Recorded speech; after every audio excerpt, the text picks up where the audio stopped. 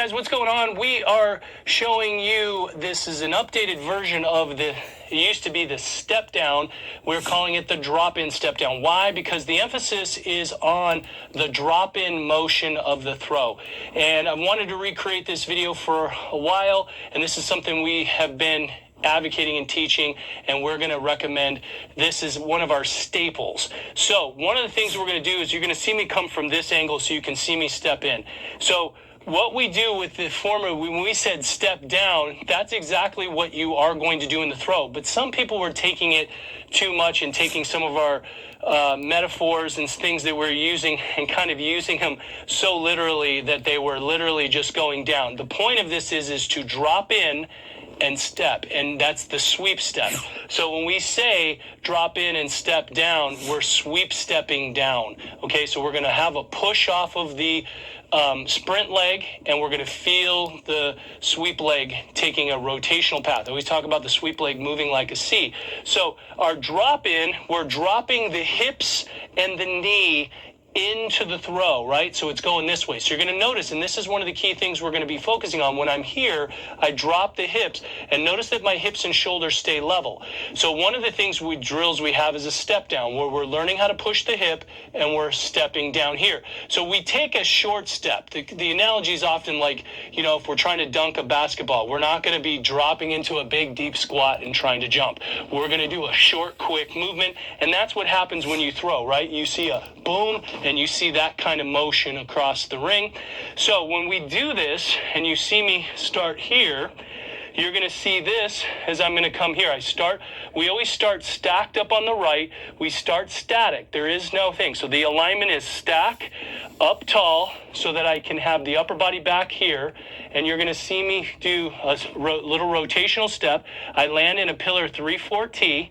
And then my knee is now under my hip. My kneecap is sitting on top of my ankle. That's going to allow me to push, turn, and be able to turn through. Notice how I'm turning through. This knee is now underneath this hip. This kneecap is on this ankle. And now I'm finishing here. Really, really key. So the key to the step down, if you have challenges, as we start to work into these more complex, more pillar intricate throwing drills, now what we would do is, well, do we have kids that can't do this? We have a lot of kids who turn, their hips are back, so they're stepping, and the shoulders and the hips are together. So what happens? They wind up here. You see how I'm losing the delivery side. This is all due to alignment and setting up the right chain reaction. What's the alignment? We just showed. Let me reiterate again. We will stack, okay? We will be static. So that's our chain reactions. This is static position, and this again exposes the hand carry position. I'm going to turn the left foot to 6 o'clock. Remember, I'm always the center of the clock. I'm going to shift the hips, maintain them level, no rotation of the upper body. Rotation of the sweep leg. This allows me to land in the right spot. Now the kneecap is sitting on top of the ankle. This knee is sitting under the hip. I feel the push, which keeps me here, keeps my lower body moving ahead. And now we're going to be putting together all of the things that we've worked on in the previous progressions. But this is one of our staples. This is something that we do quite a bit. I love this in the progression because it's teaching so many aspects. It's exposing the efficiency of the upper body movement. Can they get the lower body ahead? That's what's really key. So this drop in, step down is dropping the hips and the knee into the throw, stepping and feeling that rotational sweep step, and that's going to set up landing in the right position.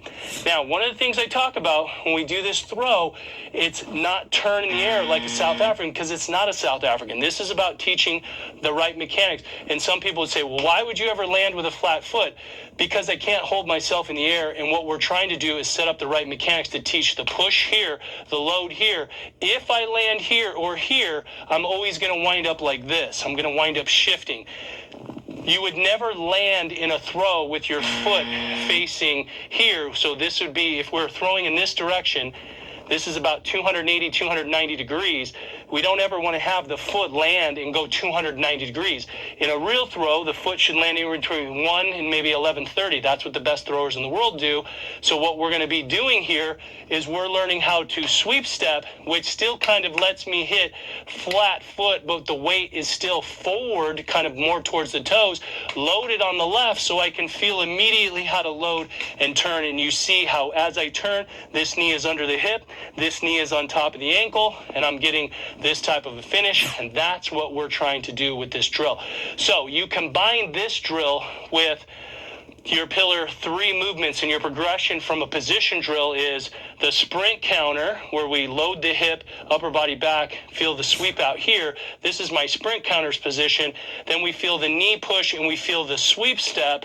And now we're back to basically a pillar 3-4-T position.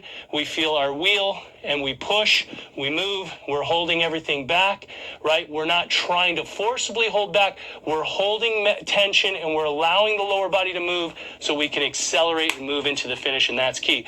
So this is a great drill. It's really teaching athletes how to get the upper body ahead, how to move the hips ahead, how to keep the shoulders and hips level, and how to move into the throw.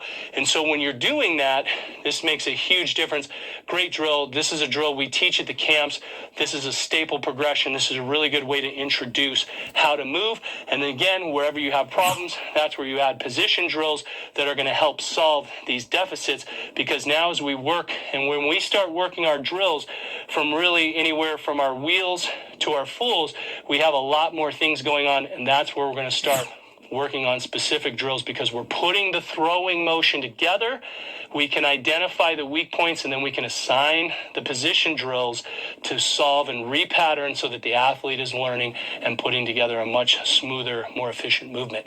So that's going to be your goal. So that is your drop-in step down, right? We have the goal of moving into the throw and stepping into the middle, but we're feeling that ability to set it up to create push off of the left. There is a slight hesitation, and let me explain it one more time just to show you. I'm going to set it up, stack it up. You're going to see me set here. You're going to see me shift into the throw. You're going to see boom. So there's a very minute hesitation when the thrower is throwing. I'll put a discus in my hand. Hopefully, again, the examples we've shown while I've been explaining have been helpful. So again, look at me here. You'll see me set up. You'll see me set here. You're going to see me go here. Boom. You see that? I'm going to be in this position. Block's going to pull down, and I should be here. Okay? So that's your drill.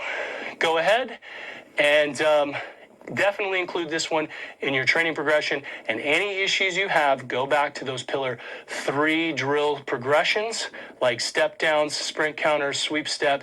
That really works you in so that you can work things into like a squat and turn, which is going to work you from pillar 4, 3, 4, 5 drill and into, hip twist with your block leg activation, all those sorts of drills. Now you start to put those into your training, and that's how the system is meant to be utilized and how you get faster results. That's the key. We'll see you guys on the next video.